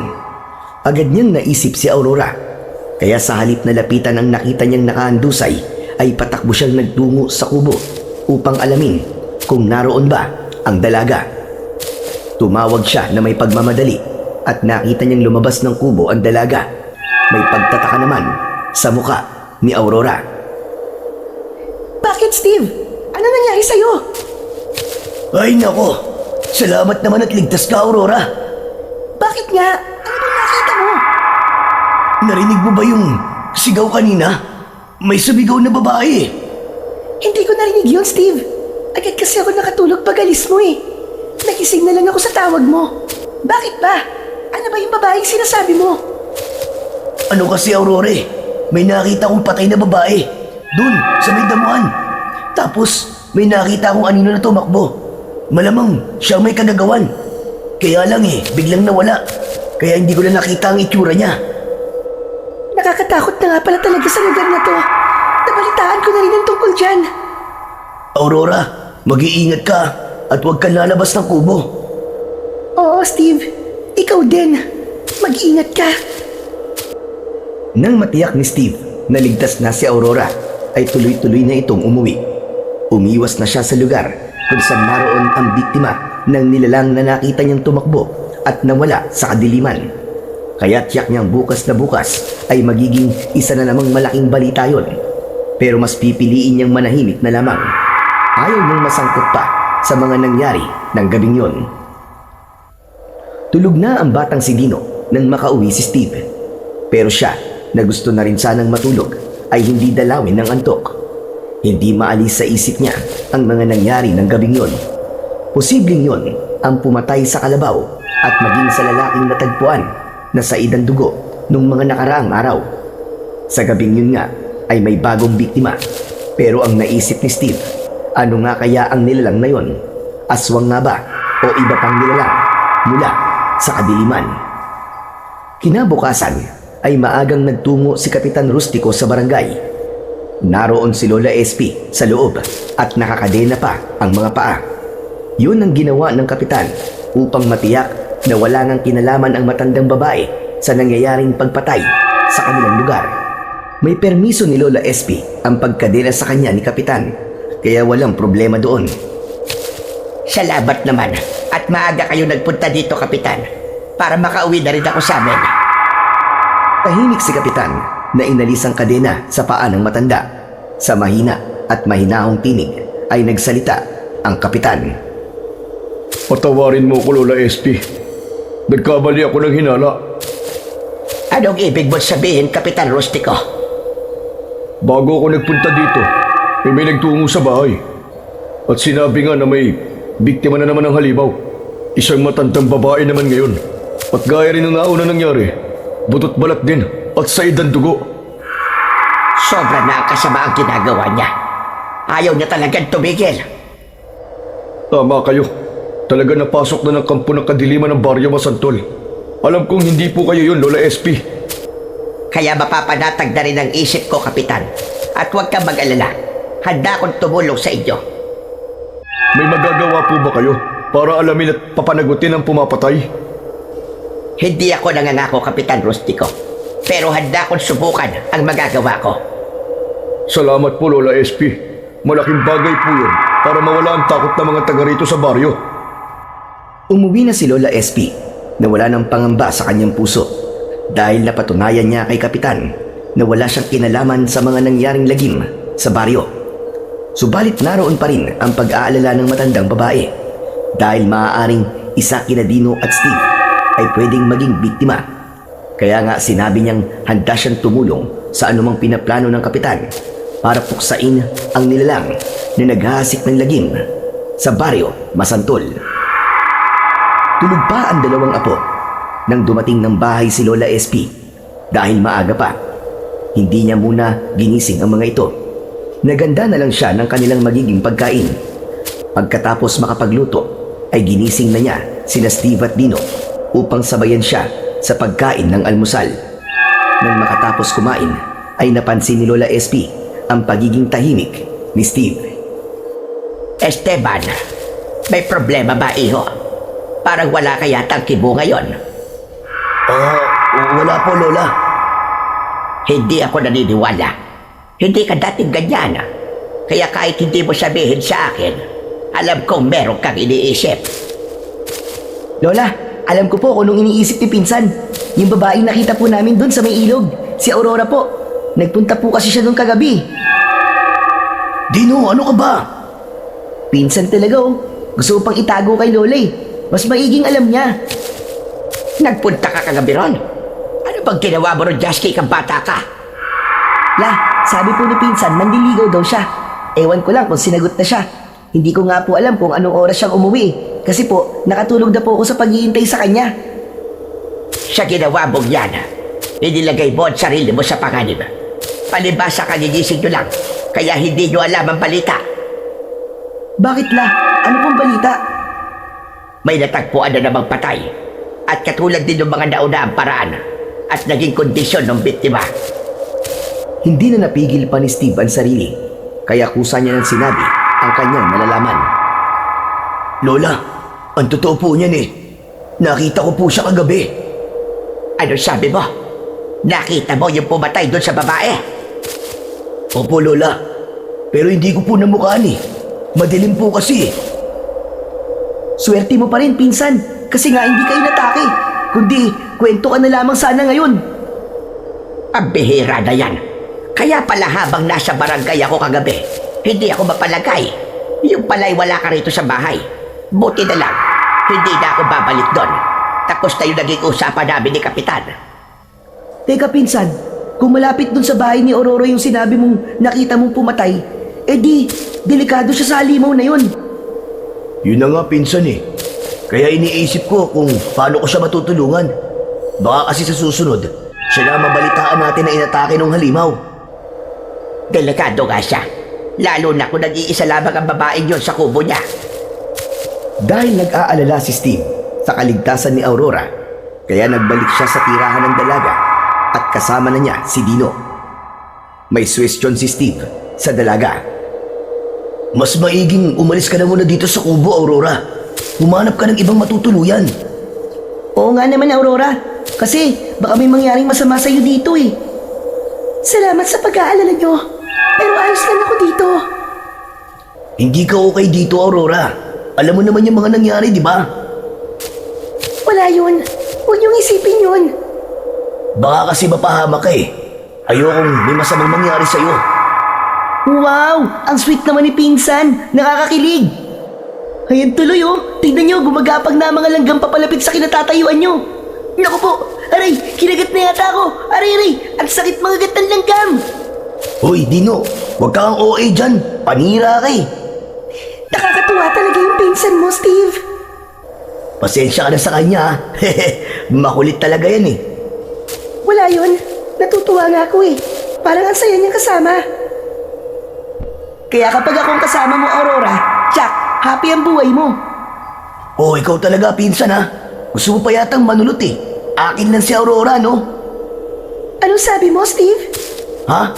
Kwan. Oo, wala yun. Kalimutan mo na. Huwag mong intindihin yun. Hindi pa tayo ha. Saka, hindi ka pa nga nanliligaw sa akin eh. Kung manligaw ako, Aurora, may pag-asa ba? Naku po, dumiskarte na nga si Cupido. Parang kailangan na yata akong sumibat nito para makapag-usap kayo ng maayos. Dino, okay lang na nandito ka. Sorry pinsan ah, gusto ni Aurora na nandito ako eh, paano ba yan? Siguro, wala siyang tiwala sa karakas mo. Ano ka ba? Matino to, it's no? At hindi ko gagawa ng masama si Aurora. Sabi ko nga, mamahalin ko siya. Ang bilis mo naman, Steve. Pwede bang pag-isipan ko muna yung mga sinasabi mo? Oo ba? Ikaw ang bahala. Pero sana, huwag mo naman patagalin. Mga 1 hour pwede na. Ayos na ba yun, pinsan? Napangiti na lamang si Aurora. Lalo namang nadagdagan ang paghanga ni Steve sa dalaga dahil nakita niya ang dimple sa pisngi nito. Kakaiba talaga ang taglay na ganda ni Aurora. Yun nga lang, hindi na kumbinsi ni Steve ang dalaga upang umalis sa kubo at lumipat sa ibang lugar. Samantala, lumipas pa ang ilang araw. Walang nabalita na namatay o inatake ng kung anong halimaw. Kaya medyo nabawasan ang pag-aalala ng mga taga-baryo Masantol. Maging si Kapitan ay nakahinga na rin ng maluwag. Umasa na hindi na mauulit ang hindi magandang balita dahil magiging malaking problema niya kung magpapatuloy ang hindi magandang pangyayari sa baryo na kanyang nasasakupan. Sa bahay naman ni na Lola SP ng gabing yon, hindi makatulog si Dino. Napansin ni Lola SP na hindi mapalagay ang bata. Ayaw din dalawin ng antok ang matandang babae, kaya nilapitan niya si Dino na nasa may pinto ng bahay at doon nakatambay. Hindi mo na dapat binuksan pa ang pinto, Apo. Baka babayanan may kung anong biglang sumulpot dyan mula sa dilim. Ang init-init po kasi ng pakiramdam ko, Lola SP. Para bang dinadarang po ako sa apoy.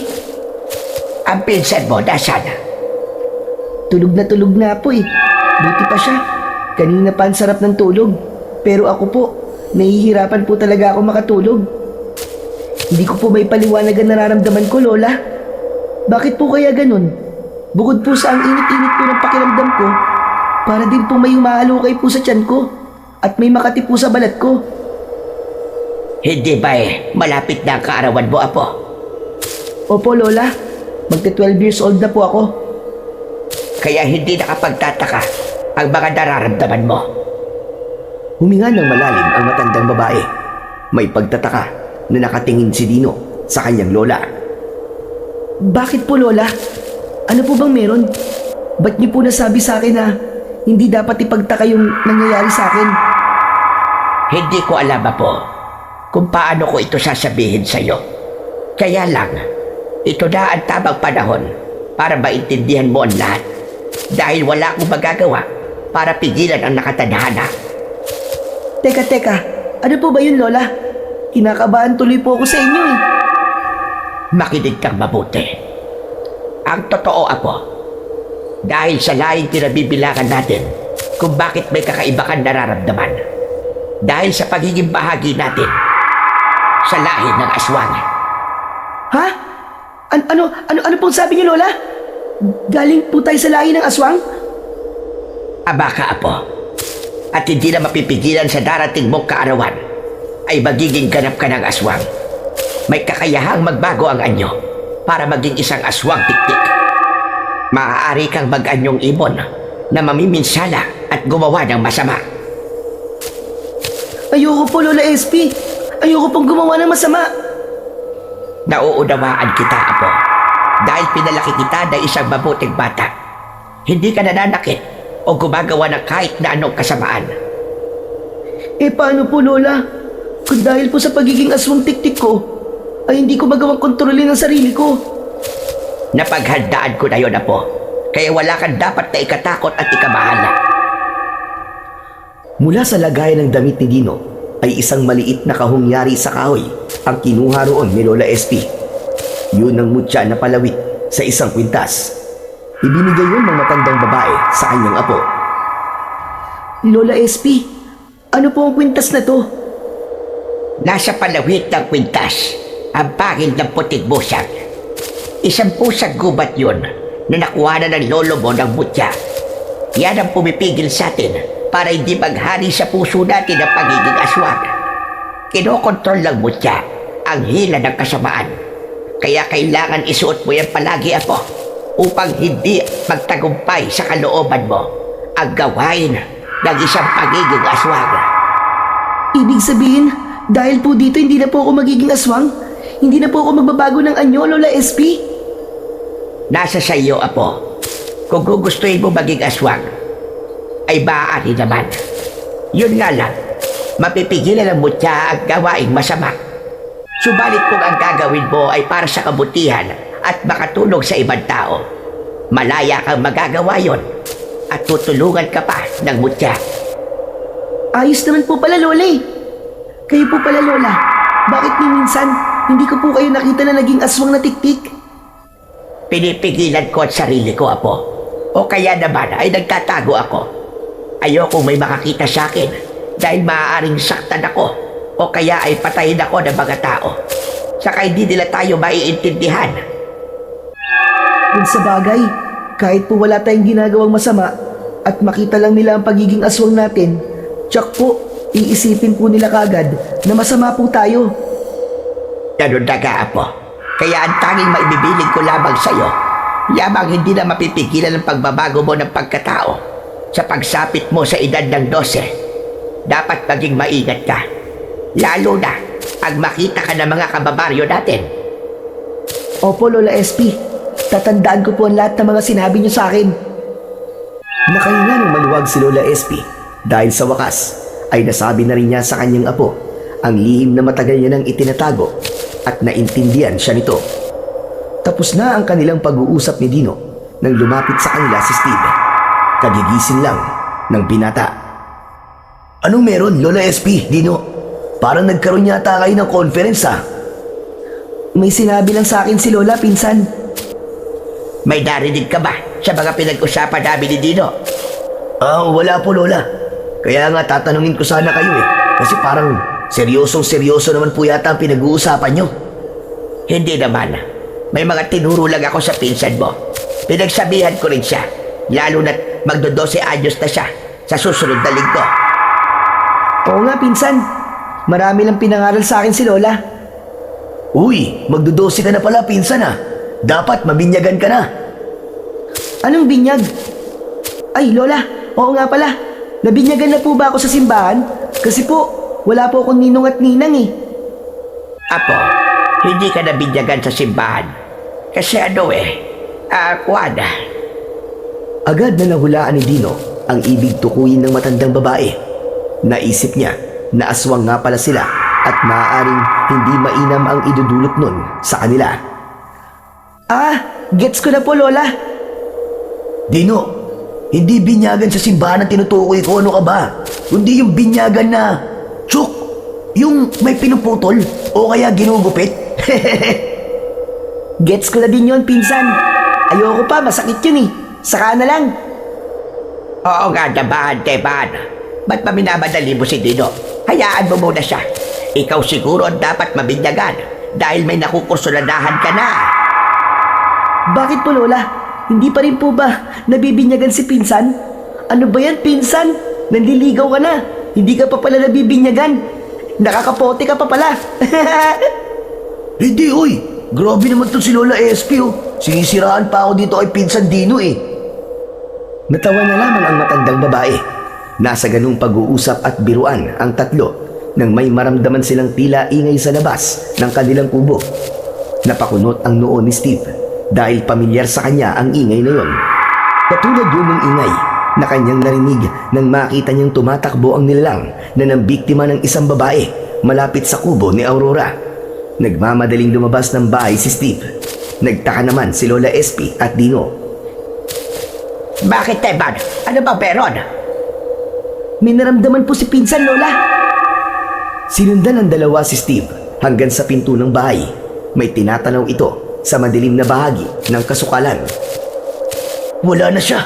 Hindi ko na inabutan. Ang bilis niyang tumakbo. Teka, ano ba yung nakita mo, pinsan? May nakita ka nga ba kanina, Teman? Lola, nagpunta siya rito. Yung nilalang na lang bibiktima. Siya yung nakita ko sa may ilog malapit sa kubo ni Aurora. Siguro, gusto niya tayong isunod kaya lamang parang may kinakatakutan siya at nagmamadaling umalis. Nagkatinginan ang maglolang SP at Dino. Halos iisa lang ang pumasok sa isipan ng dalawa ng pagkakataong yun. Marahil, ang mutya na taglay ni Dino, yun ang iniiwasan ng nilalang na yun.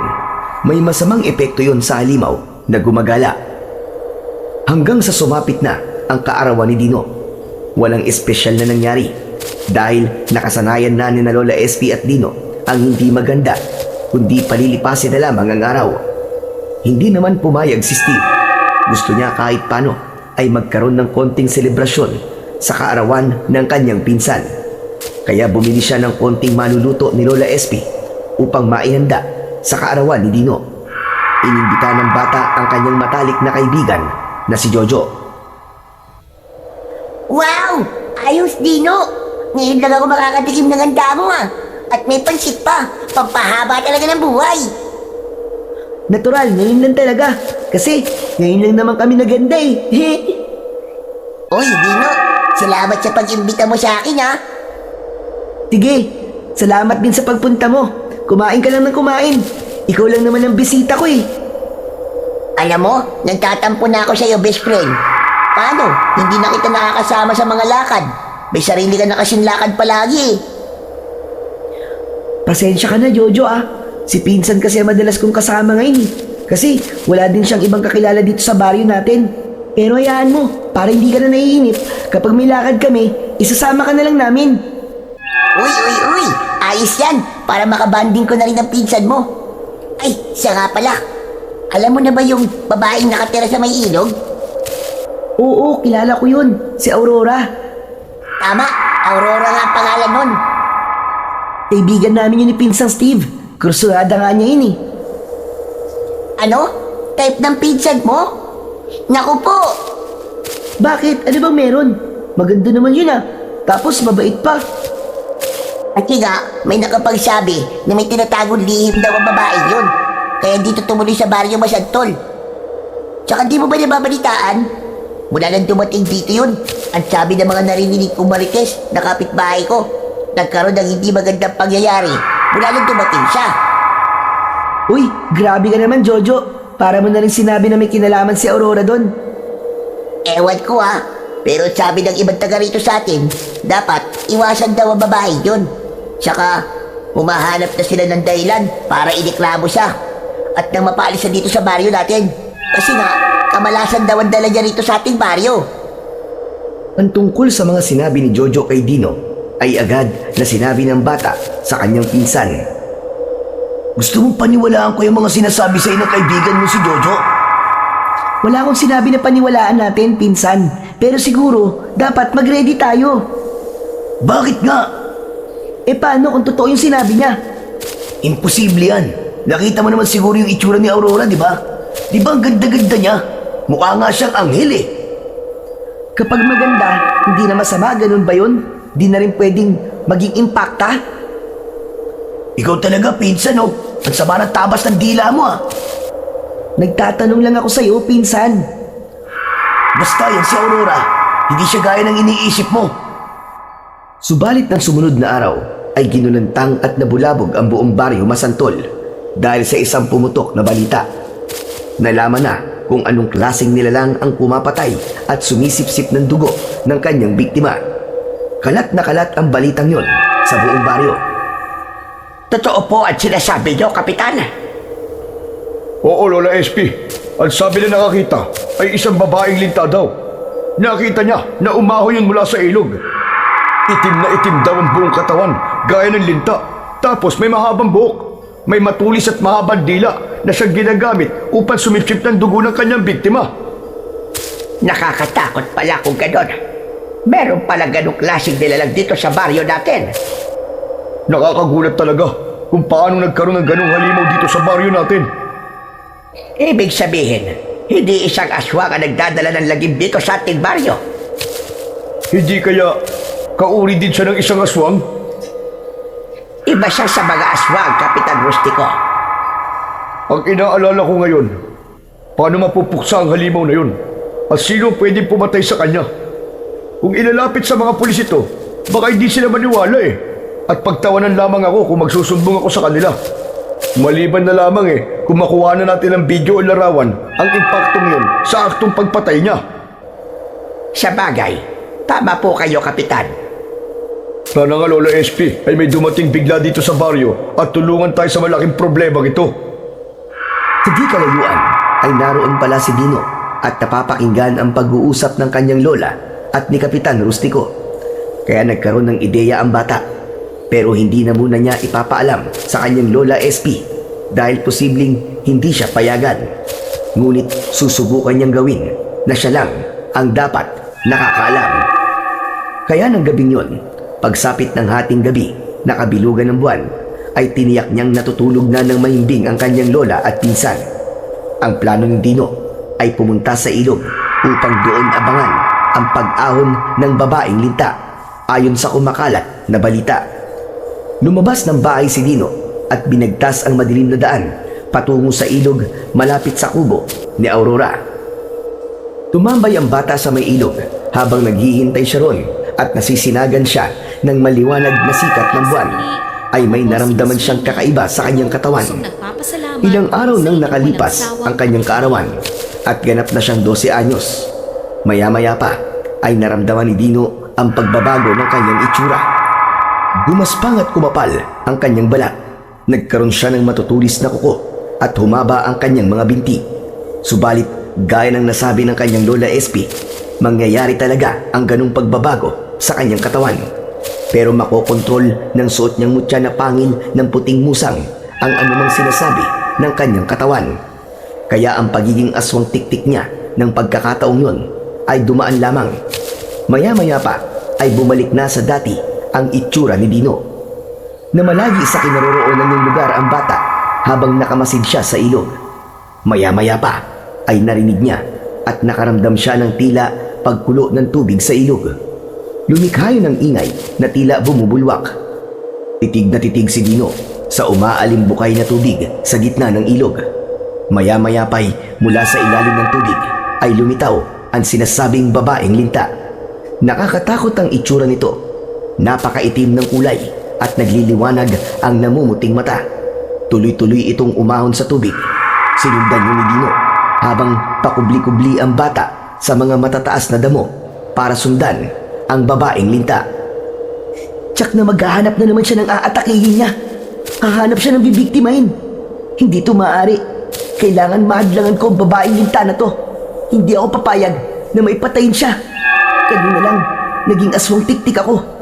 Ang pagiging aswang ko gagamitin ko para pigilan siya. Ako ang makakaharap niya.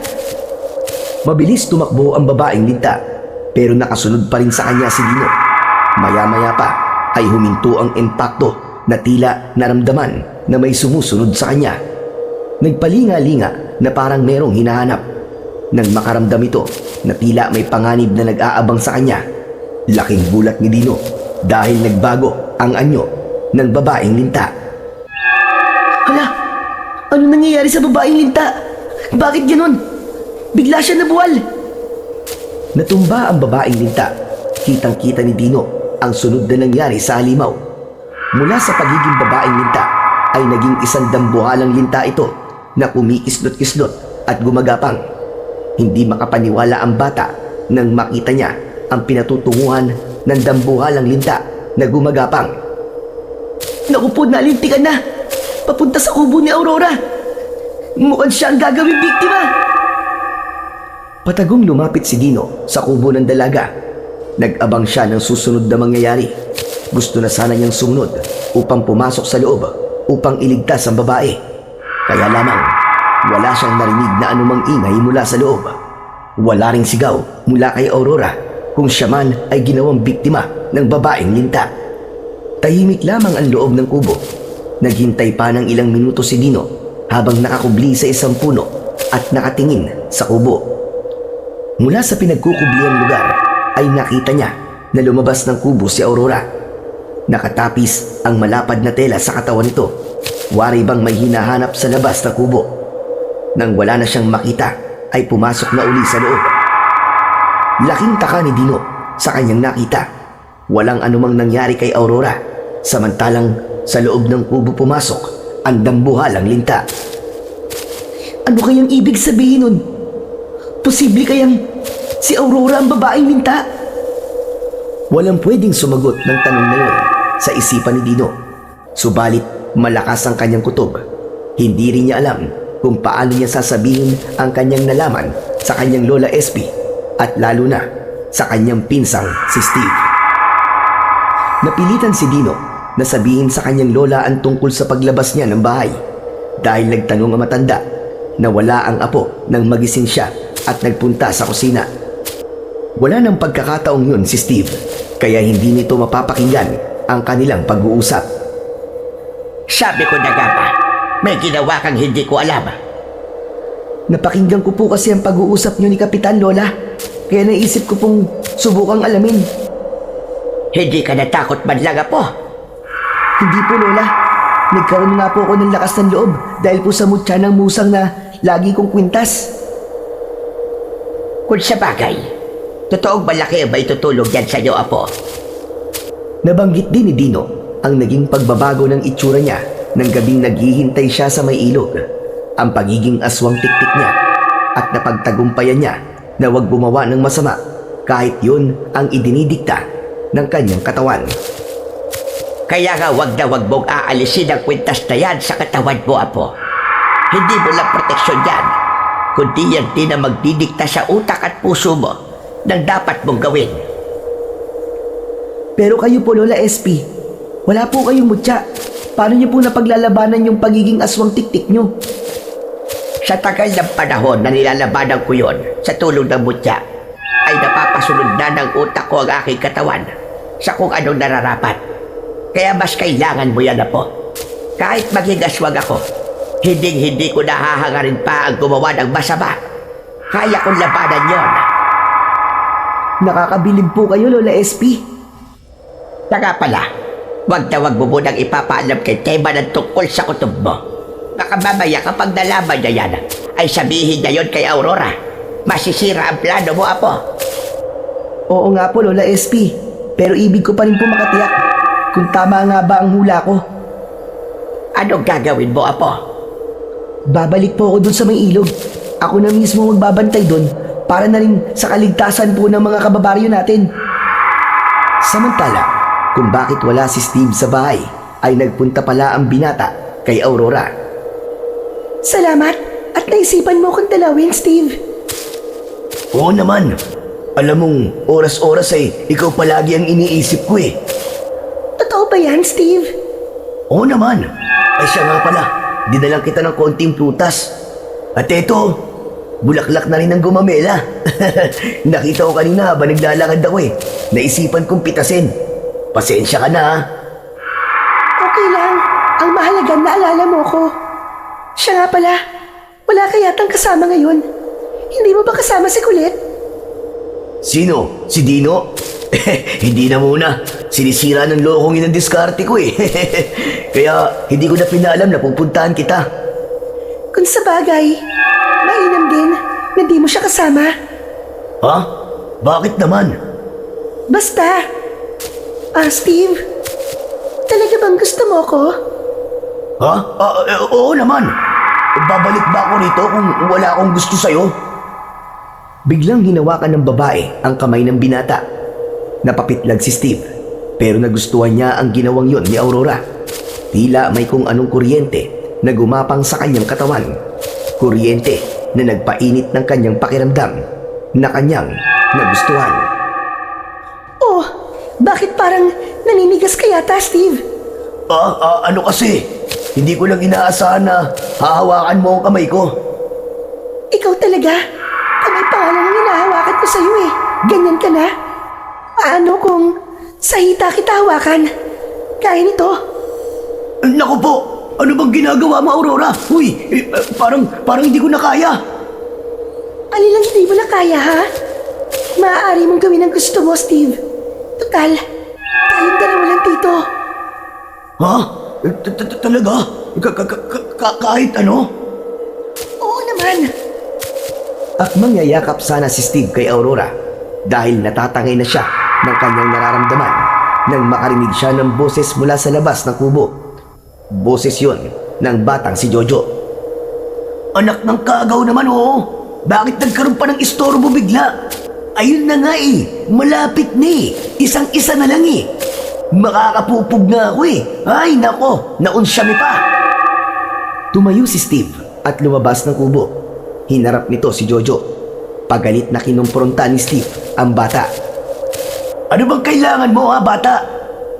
Di ba, ikaw yung pinsan ni Dino? Nakita kasi kita na pumasok ka dyan sa kubo eh.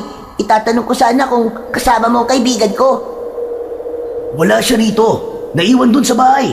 Kung gusto mo siyang makita, puntaan mo dun, wag dito. Dahil nakaka-estorbo ka. Galit ka ba? Saka ang sungit mo naman. Sabi ni Dino mabait ka, pero hindi pala. Para hindi ako maging masungit sa'yo, umalis ka na lang dito at puntahan mo na lang si Dino dun sa bahay. Sige na, sige na. Tumalikod na ang batang si Jojo at nagbalik naman sa loob ng kubo si Steve. Subalit nang magbalik siya sa loob ng kubo, ay ganun na lamang ang pagtataka ng binata nang datnan niya na may hawak na kahoy si Aurora. Aurora, ba't may hawak ang kahoy? Oh, ituloy na natin yung naudnot kanina. Di ba? Gusto mo rin naman? Hindi na sinagot ng dalaga ang tanong ni Steve, kundi hinataw niya sa ulo ang binata gamit ang hawak na kahoy. Nawalan ito ng malay. Hinatak yun ni Aurora at itinali sa kanilagyan din ng kapirasong tela ang bibig upang hindi ito makasigaw. Ama lang sa iyan, Steve. Kailangan hindi ka makauwi para mamayang gabi. Hindi na ako mahirapang humanap ng aking biktima. Dahil nandito ka na. Kailangan ko ang iyong sariwang dugo. Dahil maaaring maubusan ng dugo ang aking katawan. Dahil kaming mga linta ay nabubuhay sa dugo. At napakasarap pala ng dugo ng tao kaysa sa dugo ng mga hayop. Samantala, hapon na ay wala pa rin si Steve, kaya nag-aalala na si Lola SP. Talaga bang hindi mo alam kung saan nagpunta ang pinsan mo, Dino? Hindi nga po, Loli. Wala siyang sinabi sa akin eh. Pero kung may pupuntahan man si Pinsan, malamang dun po yun sa bahay ni Aurora. Diyos ko, delikado yun sa kanya. Lalo na ngayong sabi mo nga posibleng ang babaeng yun ang nilalang na sumisip-sip ng dugo. Isang babaeng linta. Na, siguro mas maigi po kung pupuntahan ko na lang po siya. Aalamin ko po kung naroon nga po siya. At dapat ko na siyang mapauwi bago pa may mangyaring masama sa kanya. Naglalakad si Dino nang nakita niya ang kanyang kaibigang si Jojo. Uy, best friend, buti nakita kita. Dapat, kanina pa kita pinuntahan eh. Kaya lang, may inutos sa akin ng lolo ko. Akala ko nga nandun ka sa kubo ng babae, dun sa may ilog. Nagpunta ako dun kanina eh. Ha? Nanggaling ka doon? Oo, kasi nga nakita ko nandun yung pinsan mo. Akala ko nandun ka rin eh. Nagalit pa nga siya sa akin eh. Ewan ko ba kung bakit mainit ang ulo niya sa akin. Tinanong ko lang naman kung kasama ka niya. Sige tol, kailangan ko muna puntahan doon si Pinsan ha. Hinahanap kasi siya ni Lola eh. Salamat. Yayayain pa naman sana kita, tol. Tol, sa sunod na araw na lang. Saka papadilim na rin eh. Kailangan ko nang sunduin si Steve kina Aurora. Kanina pa kasi siya hindi umuwi eh. Hindi na pinilit pa ni Jojo si Dino, kundi hinayaan na lamang nito na puntahan ng kaibigan ang kanyang pinsan. Nang makarating si Dino sa kubo ni Aurora, ay naroon sa labas ng bahay ang dalaga. Lumapit ito at kinausap ang dalaga tungkol kay Steve. Oo, nanggaling nga dito si Steve kanina. Kaya lang, kanina pa siya umalis. Bakit Dino? Hindi pa ba siya umuwi? Hindi pa eh. Kaya nga nagpunta na ako rito. Baka may pinuntahan lang at pauwi na rin. Kaya umuwi ka na rin dahil dumidilim na. Hindi na pinilit pa ni Dino na alamin kung nagsasabi nga ba ng totoo ang dalaga dahil may nabuo na rin siyang plano. Nagkunwaring umuwi ang bata, subalit ang totoo ay nagtago lamang siya sa isang madamong lugar. Doon siya maghihintay ng dilim. Iba kasi ang nararamdaman niya. Malakas ang pakiramdam niyang nasa loob ng bahay ni Aurora ang kanyang pinsan. Hanggang sa sumapit na nga ang dilim, nagsimula na ring magbigay ng bahagyang liwanag ang sikat ng buwan. Mula sa lugar na pinagkukublihan ni Dino ay nakita niyang lumabas ng bahay si Aurora. Nanlaki ang mga mata niya dahil nakita niyang walang saplot ang katawan ng dalaga. Si Aurora, nakaburlis habang lumalabas ng kubo. Saan pupunta yan? Sa ilog. Doon siya pupunta. Kailangan masundan ko siya. Maingat na sinundan ni Dino ang dalaga. Pagdating sa ilog ay tuloy-tuloy itong lumusong sa tubig hanggang sa tuluyan na itong lumubog sa malalim na bahagi. Matagal sa ilalim ng tubig ang dalaga. Hala, bakit ganun? Sobrang tagal niya sa ilalim ng tubig. Nakakahinga siya ng matagal sa ilalim. May kakaiba talaga sa kanya. Matagal din ang pinaghintay ni Dino hanggang sa nakita niya na tila kumulo at bumulwak ang tubig sa lugar na nilubugan ni Aurora. Gaya ng minsang nakita niya ay biglang lumitaw doon ang isang kakaibang nilalang, katulad ng minsang nakita na niya. Anak ng teteng, hindi ako maaaring magkamali. Siya na nga yung sinasabing babaeng linta. At si Aurora nga yun. Siya ang babaeng linta. Pero nasan si pinsan? At sabi sa akin ni Jojo, nakita niya sa bahay ni Aurora. Naku po, nasa panganib ang buhay ni pinsan. Teka, umahon na sa tubig ang babaeng linta. Pabalik siya sa bahay. Sinundan ni Dino ang babaeng linta na si Aurora sa pagbabalik nito sa kubo. Sumilip siya sa mga siwang ng dingding. Tama ang kanyang hinala. Nasa loob nga ng kubo ang kanyang pinsan na si Steve. Biyag ni Aurora ang kanyang pinsan. Nakita niyang nakatali ang mga kamay at paa nito. Meron ding tela na nakapasak sa bibig nito. Hindi ito maaari. May gagawin siyang masama sa pinsan ko. Sa loob ng kubo ay nasa harapan na ni Steve ang babaeng linta. Inalis nito ang tela na nakatakip sa bibig ng binata. Ikaw? Ikaw si Aurora? Ikaw ang halimaw? Isang babaeng linta na ngayon ay pagsasawaan ka, Steve. Para sa akin ang lahat ng dugo mo. Ayop ka! Ikaw pala ang pumapatay at sumisipsip sa dugo ng mga tao! Oo, ako nga. Dahil yun ang pagkain ko. At yun din ang magpapanatili ng aking lakas at kabataan bilang babaeng linta. Peke pa lang yung kagandahan dahil isa kang halimaw! Masama ka! Kampong ka ng Diablo! Kahit ano pang sabihin mo, wala na akong pakialam. Ang tanging alam ko ngayon ay mapapakilamakan kita. Hindi na nakatiis pa si Dino na noon ay nakasilip lang sa mga siwang ng dingding. Pumasok na ito sa loob. Ayop ka! Huwag na huwag mong pakikialaman ng pinsan ko, babaeng linta! Andito ka pala, batang pakialamero. Dito pinsan! Salamat at dumating ka! Kailangan ko ng tulong! Huwag ka mag-alala pinsan! Akong bahala sa'yo! Hindi ako papayag na sipsipin ng babaeng linta na yan ang dugo mo! Ang lakas ng loob mo, bata. Ano bang magagawa mo para iligtas ang pinsan mo? Hindi mo ba nakikita kung anong kaya kong gawin? Baka mamaya ay ikaw naman ang isunod ko. Palagay ko nga ay mas masarap pa ang dugo mo dahil sariwang-sariwa. Batang-bata. Huwag mo akong maliitin, demonyo ka! Dahil hindi mo rin ako kilala! Biglang nagbago ang anyo ni Dino. Nagkaroon siya ng mahahabang braso at binti na tinubuan din ng matutulis na kuko. Naging mabalasik din ang mga mata ng bata at nagkaroon ng mahabang dila. Isang bata pero nakakatakot na aswang tiktik ang anyo ngayon ni Dino. Hindi makapaniwala si Steve sa nakitang pagbabago ng kanyang pinsan. O ngayon, kilala mo na siguro ang batang minamaliit mo, Aurora! Akala ko magiging masarap kang putahe, bata. At matitikman ko ang sariwa mong dugo. Ngunit hindi pala. Hindi pala laso pala ako sa dugo mo. Kaya ang dapat sa'yo ay maunang mamatay.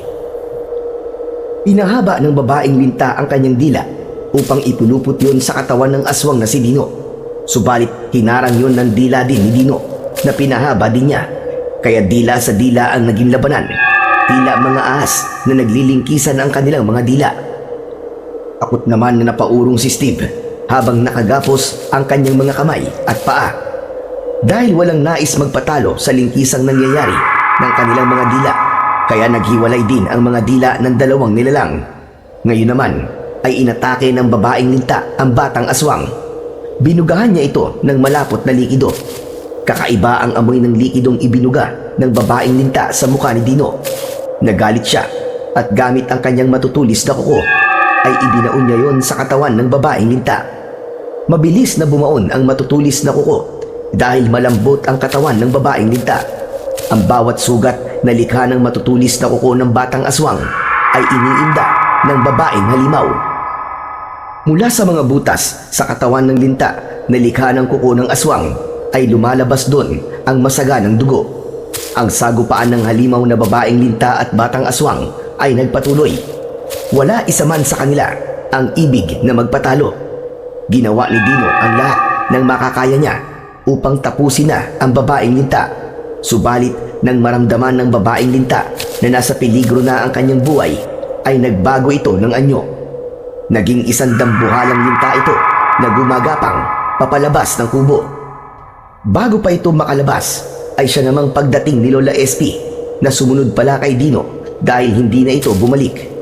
Nakita ng matandang babae ang batang aswang. Agad niyang nalaman na yun ay si Dino. Upang matulungan ni Lola SP ang apo, siya man ay nagbago na rin ng anyo at naging isang aswang tiktik din. Humarang siya sa daraanan ng dambuhalang linta na patungo sa ilog dahil naroon ang kanyang kaligtasan, sapagkat hindi makakaya ng mga aswang na lumubog sa ilog at manatili ng matagal sa ilalim ng tubig. Hindi pumayag si Lola SP na makapunta sa ilog ang dambuhalang linta. Habang nakaharang siya, hinihila naman ni Dino ang linta na paulit-ulit na binubutas ang katawan nito gamit ang kanyang matutulis na kuko. Kaya lalong lumalabas ang dugo sa katawan ng madulas na halimaw. Upang tiyakin ang kamatayan ng babaeng linta, ay kinuha na ni Dino ang kanyang suot na mutya ng pangil ng musang. Ibinaon yun sa katawan ng babaeng linta. Tama ang kanyang desisyon dahil nagpupumiglas ito, tila ba lintang inasinan. Hindi malaman kung ano ang gagawin hanggang sa unti-unting natunaw ang babaeng linta. Nang matiyak ng maglola na wala na ang kanilang kalaban at ganap na itong natunaw, ay pumasok sila sa loob ng kubo upang tulungan si Steve. Kaya kitang-kita ni Steve ang itsura ni Lola SP at Dino. Sa mismong harapan ng binata ay nagpalit sila ng kanilang anyo. Sa kanila inalis ang tali na nakagapos sa mga kamay at binti ng binata. Hindi ako makapaniwala na mga aswang kayo, Lola SP, Dino. Apo, siya ka na namin ipapaliwanag sa iyo ang lahat. Pero wala kang dapat ikatakot, pinsan. Dahil hindi kami aswang na gaya ng iba. Mababait kami at ang hangad lang namin ay kabutihan para sa mga taga rito sa baryo. Wala na ang babaeng linta, kaya makakauwi na tayo. Tapos na ang pag-aasit na ng lagim dito sa ating baryo. Hehe, sayang nga lang at naunsyamin na naman ang love life mo, insan, dito sa baryo Masantol. Mukhang malas ka yata talaga sa pag-ibig Kasi naloko ka na naman. Hindi pala totoong tao yung kursunada mo, kundi isang impakta. Nako, hayaan mo na siya. Pero insan, salamat din sa iyo dahil sa pagiging pakialamero mo, hindi ako napahamak. Tama nga ang hula mo. May tinatago nga pala si Aurora. Sayang, ang ganda pa naman niya. Pero sa loob pala niya, nakakadiri at nakakatakot siya. Hanggang sa lumakad na ang tatlo, pabalik sa kanilang bahay. May mga dapat pang ipaliwanag ang maglola kay Steve dahil sa kanyang natuklasan. Pero isa lang ang tiniyak ni Lola SP. Wala sa lahi ni Steve ang aswang, kaya hindi ito matutulad sa kanila. Ganun pa man, isang aswang na hindi dapat katakutan sina Lola SP at Dino, kundi aswang na handang tumulong para sa kaligtasan at kapayapaan ng kanilang lugar. Sa pagkawala ng babaeng linta, muling babalik ang katahimikan at kapayapaan sa buong baryo. At kung sakaling may dumating mang bagong nilalang na may hatid na lagim, naroon si Dino, ang batang aswang na magtatanggol sa kanila. Walang isinilang na masama dahil lahat tayo ay isinilang na mabuti ang puso. Nasa tao na ang kapasyahan kung ano ba ang kanyang pipiliin, ang maging mabuti ba o maging masama. Ito ang kalayaang ibinigay sa atin. Subalit lagi nating isipin na sa pagpili ng masama, meron itong kabayaran at kaparusahan. Kaya lagi nating piliin ang maging mabuti na may pangakong kapanatagan at kapayapaan. Yon mga idol, sana po ay nagustuhan niyo po ang ating kwento. Ngayon naman po ay dumako na po tayo sa inyong pinaka nire-request at pinaka hinihintay na shoutout portion. Ano pa pong hinihintay natin? Umpisa na po. Shoutout po, Jing Kapul from Hong Kong. Shoutout Hilario Patra Jasmine from Kuwait. Shoutout po Lightworkers, maraming salamat po sa inyong suporta at pakikinig. Shoutout po Jascha Richter, maraming salamat po sa inyong suporta at pakikinig din sa aking mga channel. Shoutout Renato Lidutabo. Shoutout Richard Resido from Guam. Shoutout Aleli Morales. Shoutout po Big Bautista from Surigao del Sur. Shoutout Janes Cisneros from Dubai. Shoutout po Tess Garcia, salamat po sa inyong laging pakikinig. Shoutout po June Mark Balog from Bulacan. Shoutout po Josephine De Los Trinos from Osaka, Japan. Shoutout